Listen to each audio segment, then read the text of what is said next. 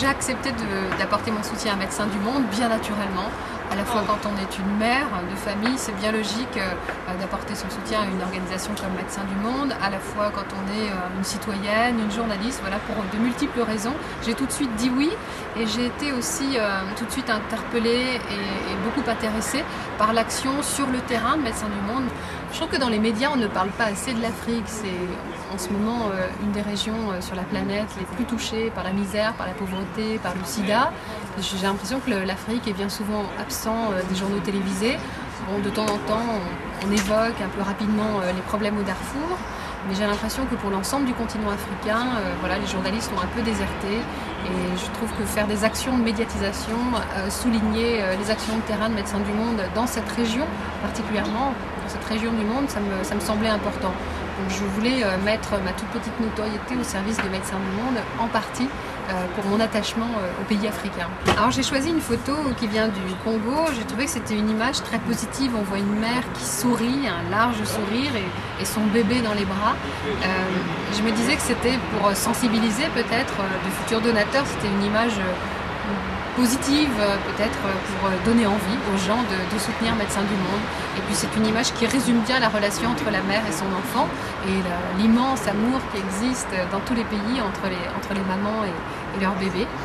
Voilà, c'est une photo que je trouvais très inspirante. Je suis mère de 2 enfants qui ont 9 et 11 ans. Tout naturellement, quand on a des enfants, dès qu'ils naissent, on pense aux autres mamans dans le monde. Je crois que c'est quelque chose que tout le monde a éprouvé un jour ou l'autre. Enfin, je parle des mamans et les papas aussi, bien sûr, ressentent ce lien qui nous unissent les uns aux autres, toutes les personnes humaines sur la Terre. Nous sommes tous liés et le sentiment de fraternité est sans doute le sentiment le plus partagé au monde.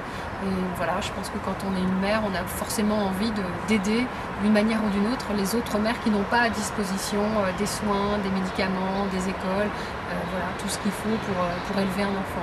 Alors effectivement, la relation mère-enfant, on en parle beaucoup dans les pays pauvres, un peu partout dans le monde. On a parlé de l'Afrique, mais je suis bien consciente aussi qu'il y a une action très importante et utile en France avec les actions de Médecins du Monde, donc un peu partout avec les missions France. On peut rappeler effectivement qu'il y a quand même aussi en France beaucoup de gens qui vivent en dessous du seuil de pauvreté.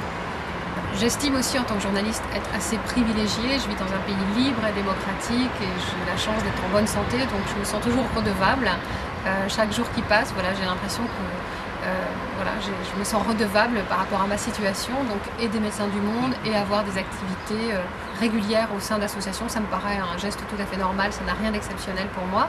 Alors depuis 10 ans, effectivement, je me suis engagée auprès d'Étoiles Enchantées, je vais dans les hôpitaux régulièrement présenter des films, et puis aussi avec Cinéma pour tous, qui est une association un petit peu plus jeune que j'ai créée il y a 1 an.